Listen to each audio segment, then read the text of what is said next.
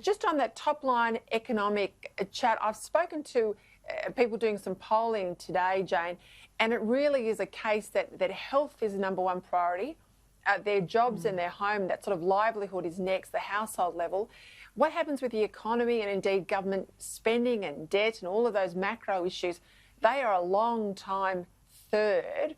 Where do you think people are at?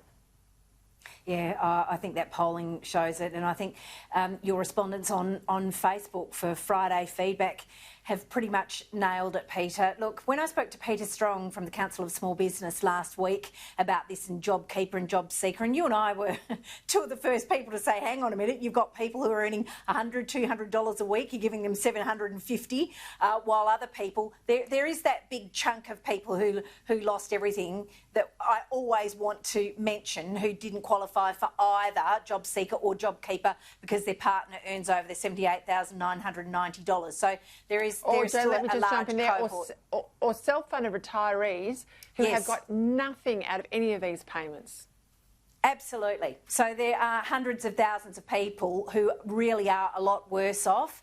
There were people who remarkably have been better off. Then we know about the job seekers and the evidence wasn't just anecdotal. I spoke to real people who simply couldn't get people to answer job ads. So we saw all of that. So it's easy to turn around and say money was wasted, but I think, and I don't like using the word agile because it reminds me of a miserable ghost, but I think the federal government was very, very agile and jumped in and acted quickly, and I think they're to be applauded for that. Yes, we have got a whole lot of debt, but it isn't top of mind for people. People are worried about their own families, health, particularly of elderly relatives.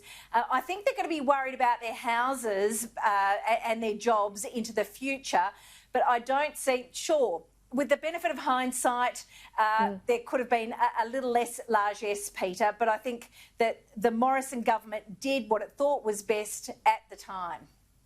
And look, Matthias Corbin, I think, really hit the nail on the head. What was the alternative? Yesterday to a journalist question, look, what was the alternative?